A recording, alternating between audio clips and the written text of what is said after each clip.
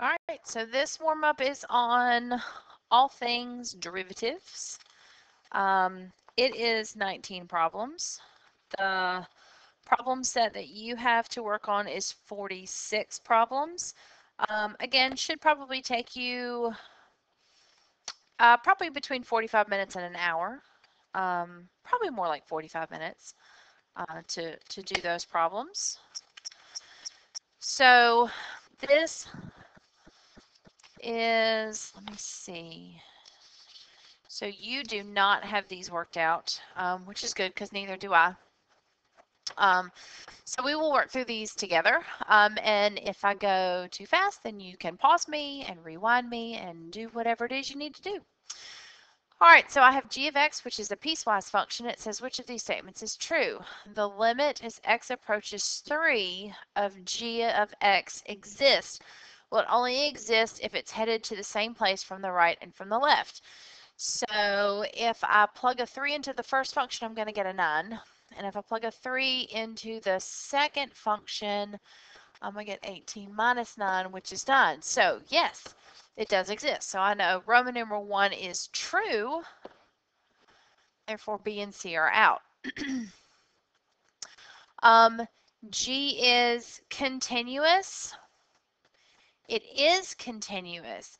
I just proved that the limit exists, so I know it's headed to the same place. And then at 3, this function is 9. So those two sides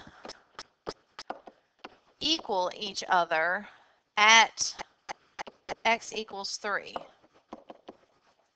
And one of them has an equal to, so I know it's going to be a closed circle.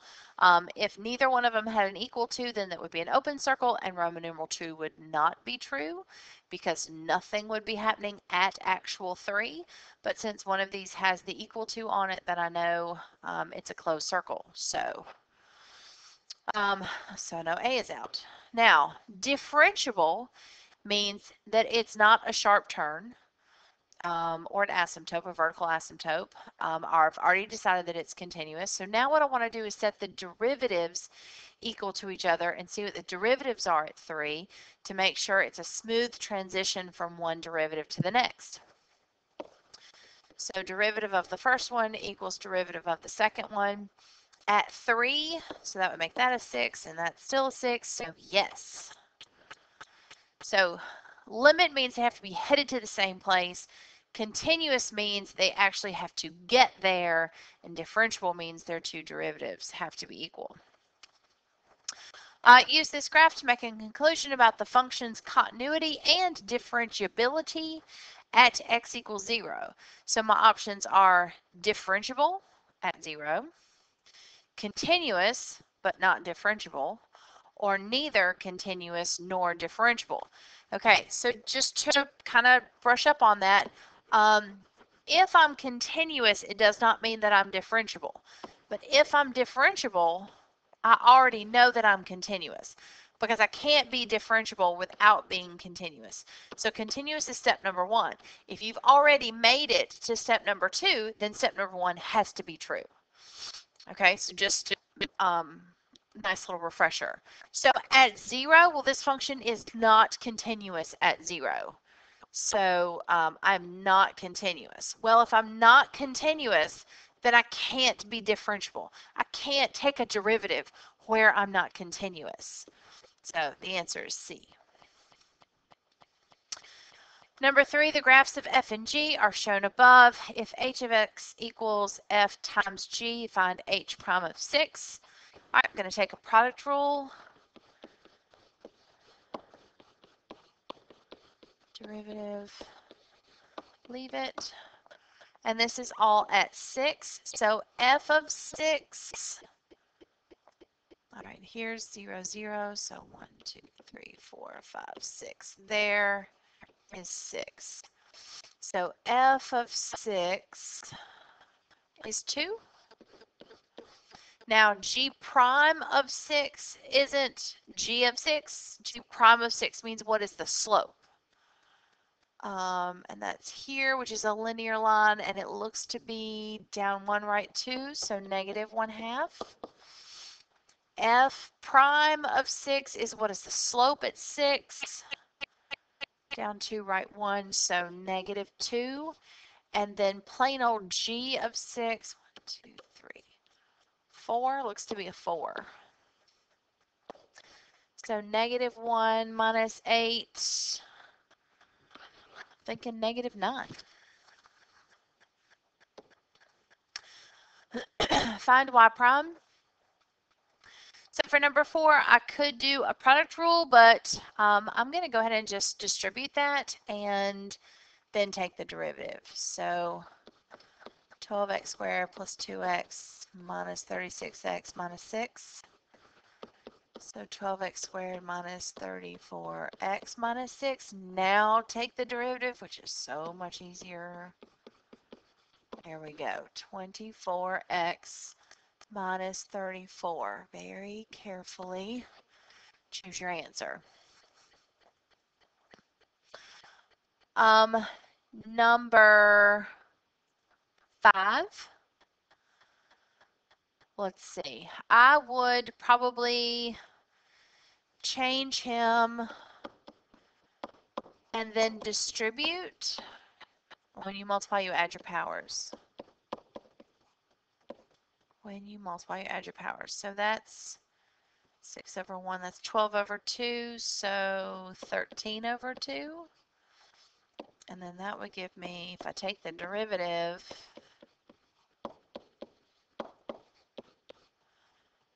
11 over 2. And I don't see that anywhere. Okay, so then let's back off of that. Let's go back to here and let's not distribute. Let's go product rule and see what happens. So derivative, okay, well, let's leave it. So leave it. All right, derivative. That would be negative 6x to the 5th plus derivative and then leave it. No, sorry. 5 minus x to the 6th. Sorry, ran out of room. All right, so if I clean this up, that's going to give me negative 6. When you multiply, you add your powers. 10 over 2, so 11 over 2. Okay, now we're talking. I don't like this one because he's positive.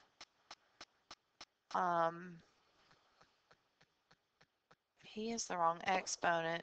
So does he. He's a 13 over 2. And so is he. I'm thinking it's D because he is the correct first term. Let me finish. That guy's going to stay on the top, and all of that I'm going to put on the bottom. Well, the 1/2, I just put the 2 on the bottom. And let's check D. Yep. Okay, so here's the thing. You have to have your wits about you enough to do what I did first, which makes the most sense because it's the easiest way to take the derivative is to do the prep work to distribute and then just use the power rule. But then see that your answers aren't in that form. Like there's no 5 over 2, there's no 13 over 2, like it doesn't exist. So scrap that, go back to the beginning and say, okay, now let me try product rule. Remember, in multiple choice, it is their world. You're just living in it. You've got to be able to figure out which path they went down.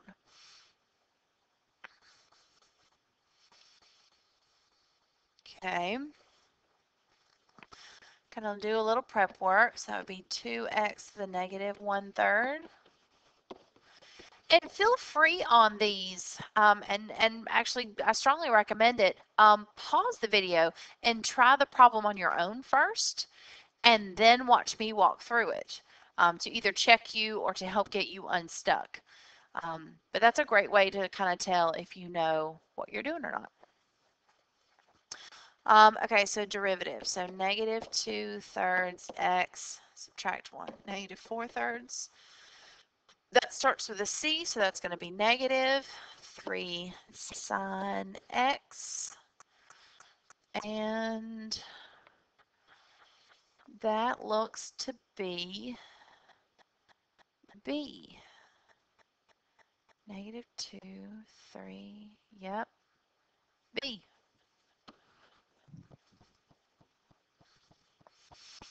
All right, number 7. Okay, this is exponential. So this is leave it, derivative of the up, ln of the base. So D. Leave it, derivative of the up of the power, and then times ln of the base.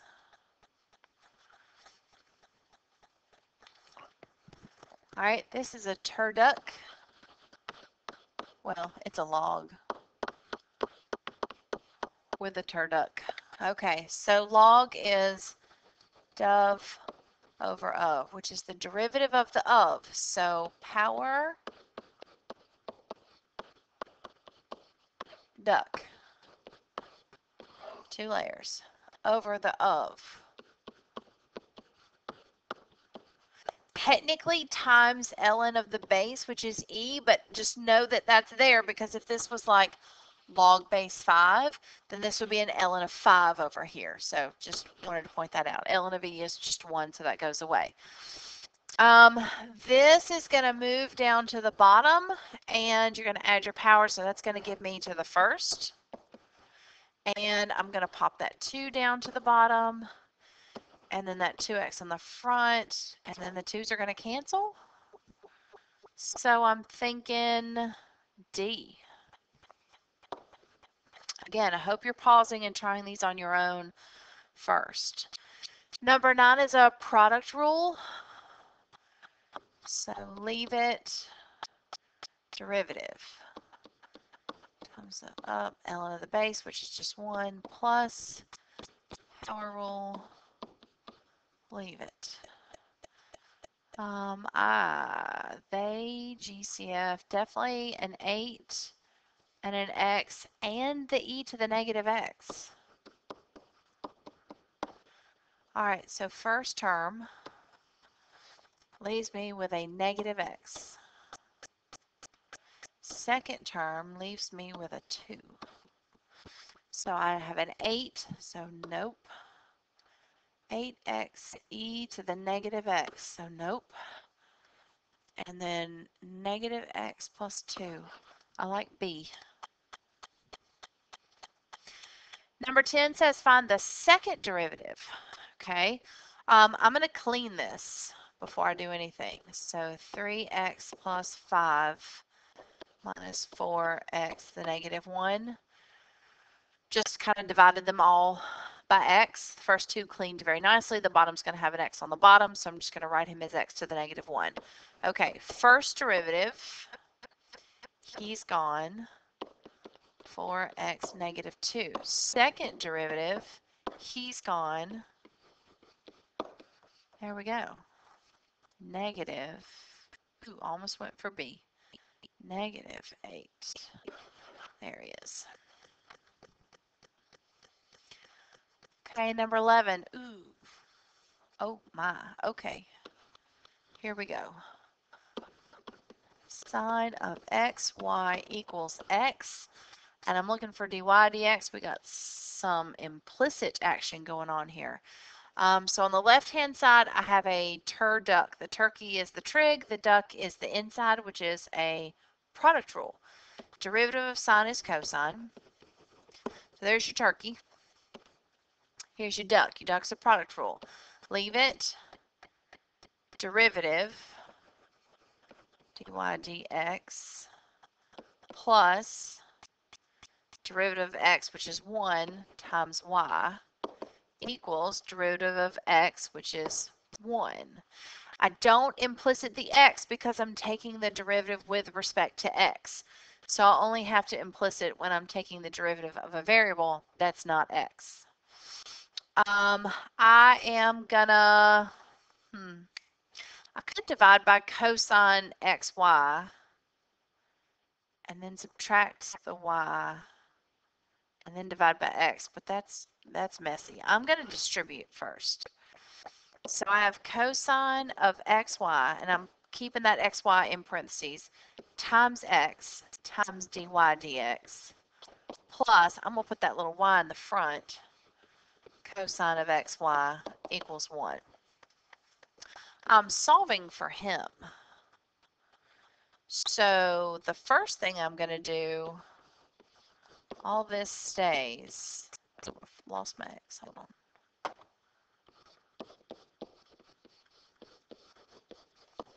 Is I'm going to subtract that guy over. Then I'm going to divide. And I'm going to put the x in the front because I keep losing him.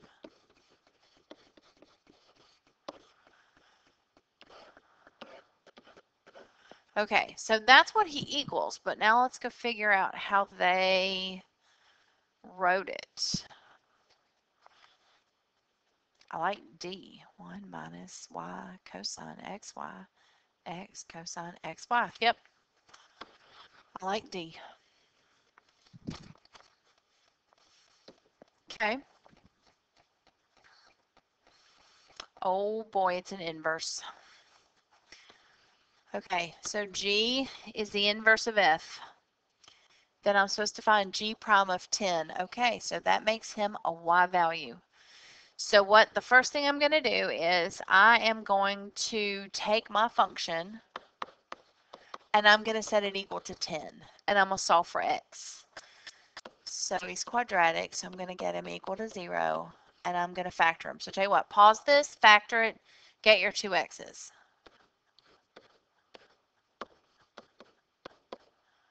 5 and 2, that's 6 and 5. I want a negative 1. So negative 6, positive 5. That gives me a negative 5/3 and a positive 2. Okay, so those are my x's. So now I'm going to do 1 over f prime of g of 10.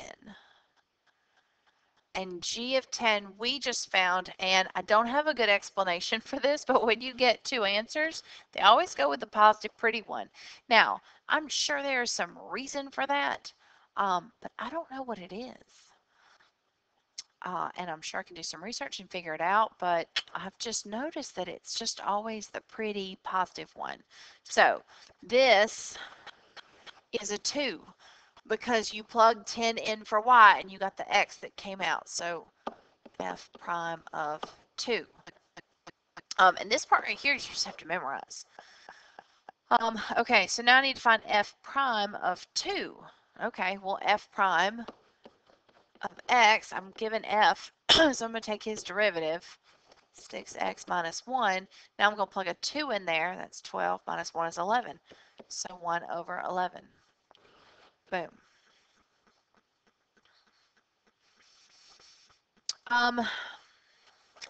Maybe, well, you'll have some to practice when you do the practice problems for this section. But I don't know, maybe star him. Because he was inverse and he's not difficult, but he's just odd and he doesn't really connect to anything else. He's kind of this island by himself, so he's very easy to forget. Okay, I want I want the derivative of f of g of x at 3. Okay, so I'm going to use the derivative rule here. So f prime of g of x times g prime of x. Okay, so now I want f prime of g of 3 times g prime of 3. So the first rule is composition, so that's a turduck. So derivative of the outside, leave the inside, and then derivative of the inside. And now I'm just plugging in a 3. Now again, it gave me my two functions. So g of 3, 9 minus 2 is 7. Now g prime is 3. So I don't care what you're plugging in, g prime is a 3. So now I just need to go find f prime of 7. That's x squared minus 4 to the 1/2. So his derivative, oh Oh, it's a turduck. Don't forget your duck. So now when I plug in a 3, nope, I'm not plugging in a 3. I'm plugging in a 7, f prime of 7. 1/2. 7 squared is 49. 49 minus 4 is 45 to the negative 1/2 times 2x, which will be 14. Okay, well, half of 14 is 7, and this is the square root of 45 on the bottom. So 7 over root 45 times 3. I don't see any root 45, so it looks like they cleaned it up. 9 times 5, which is 3 root 5. Yep, and then the 3's cancel. So 7 over root 5, A. That's a good one. Okay, 14. Again, pause me. Try it on your own. All right, so quotient. Low D high minus high D low over low low. And I'm plugging in a negative 2. Oh, God. To the 5th. 4, 8, 16, 32. And it's negative, so negative 32 plus 7 is a negative 25. Negative 25 times 2 is a negative 50. Let's see, that's going to be a negative 4. Plug a negative 2 in there. I want 4 of them. So 4, 8, 16, and that would be a positive. 16 times 5, 80. Oh, no, not there. Sorry. X to the 5th we said was negative 32. Plus 7 was a negative 25. Negative 25 squared. 10, 12. 625. Positive because it's squared. So negative 130 over 625. Okay, so it's negative. And the bottom is definitely bigger than the top. And I'm not, well, dang it, it's supposed to be positive. Where am I losing a sign? Oh, okay. Time out, my bad. Our 80 is wrong. My 80 is wrong. Right there. Here's why. When I did this and got 80, I forgot to multiply it by the negative 4. My bad. So I hope you caught that. 4 times 8 is 32, so negative 320 plus plus, now we're positive. 20, 30 more, 270 over 625. Okay, so let's reevaluate our answers. So I'm now positive, so no, no, and no, and the bottom is bigger than the top, so it's got to be C, can't be A. So, you guys hopefully are sitting here thinking, oh my God, I would so use calculator. Why'd you do this by hand? Because this on the AP exam would be calculator inactive. Like you're expected to do some number crunching. And then to pick your answer, logic. Like I didn't reduce 270 over 625. Number one, I know it's positive, so B, D, and E are out. And number two, I know it's bottom heavy, so it can't be A. Got to be C.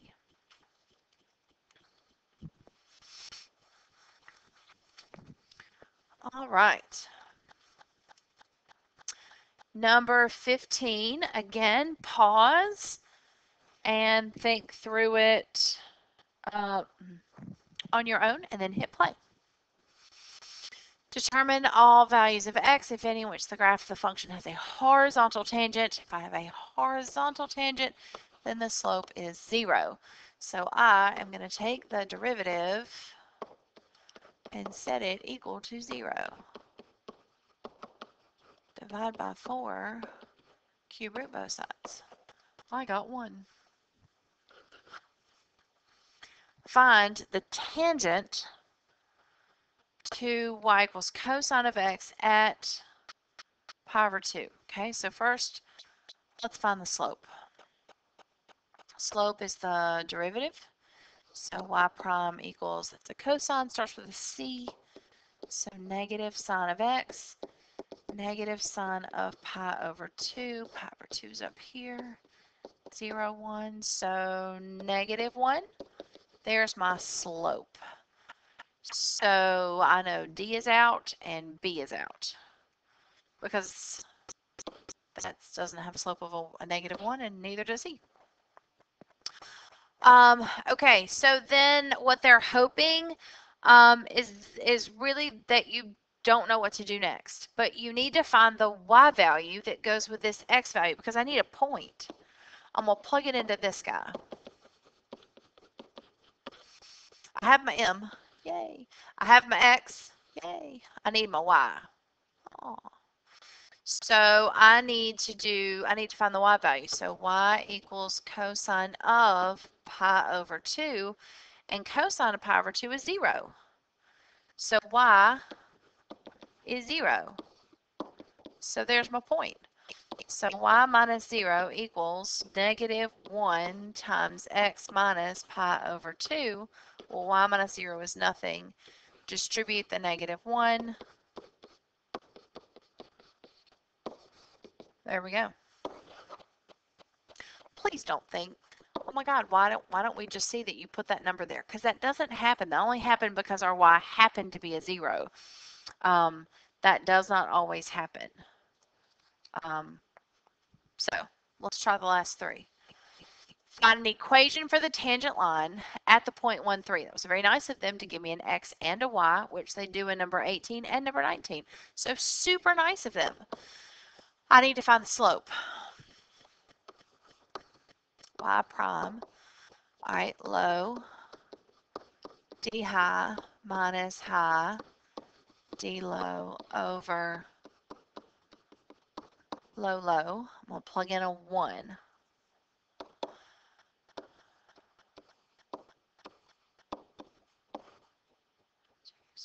Four.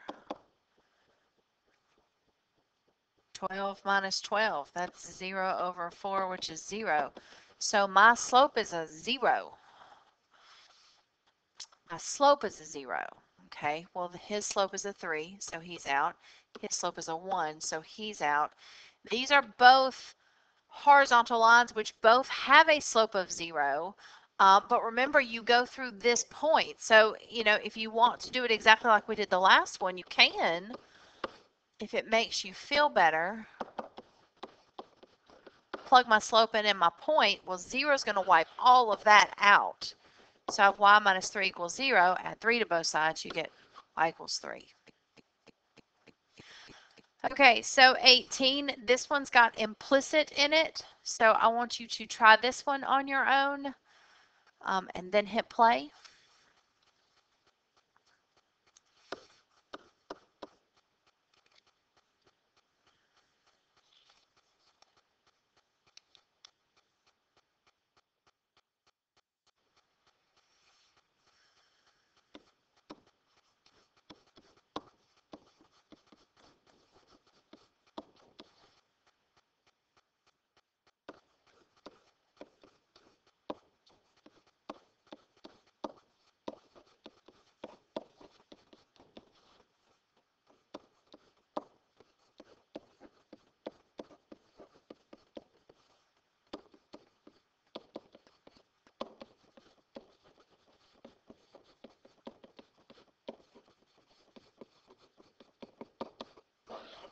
There's my slope, minus y,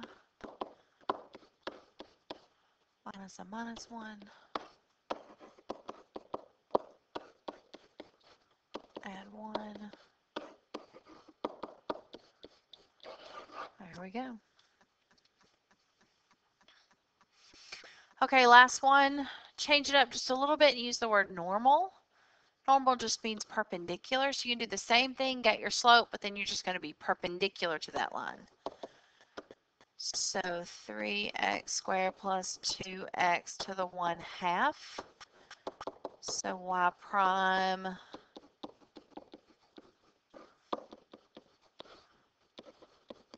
again, I hope you've done this already and you're just checking your work. Okay, so there's the derivative. And now I need it at the 0.24, so I'm going to use the 2 because I have x's. 2 squared is 4. 4 times 3 is 12. 4, 2, 12, 14. All right, so that's 16. Square root of 16 is a 4. Put it to the bottom. So that's a 1/2 and a 1/4 and a 14.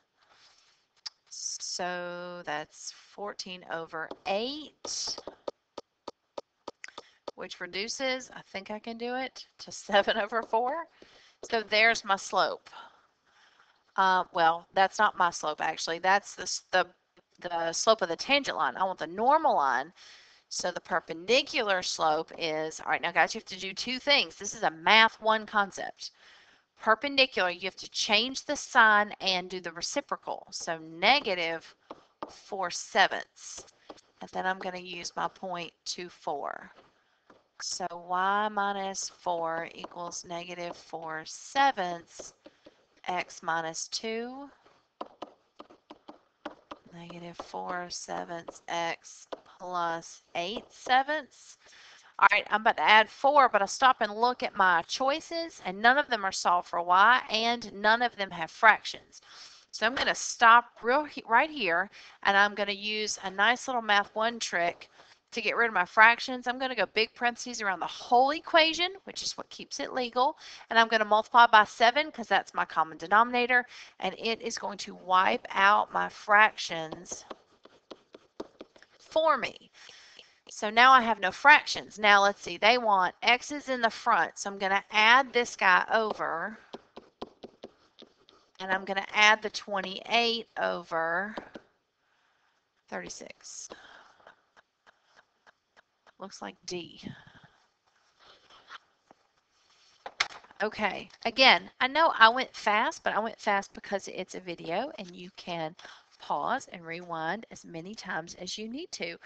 But this kind of goes over all of the concepts, and the derivative rules are, you know, pretty straightforward. I know probably some of the exponentials in the logs maybe you need to refresh on. Writing the equation of a tangent line might need to refresh on. The inverse derivative definitely want to refresh on. And then normal is not difficult, but you just have to remember that it's perpendicular. So I hope this was a nice refresher. Like I said, you had 46 problems. Should take you 45 minutes to an hour. If you really sit down and just kind of try to hammer it out, I would think 45 minutes should be sufficient. Do not stare at the answers while you do these problems because you're just cheating your brain from the opportunity of being able to figure it out on its own. So go a page at a time or go a chunk of problems at a time and then go back and check it and let me know if you have any questions.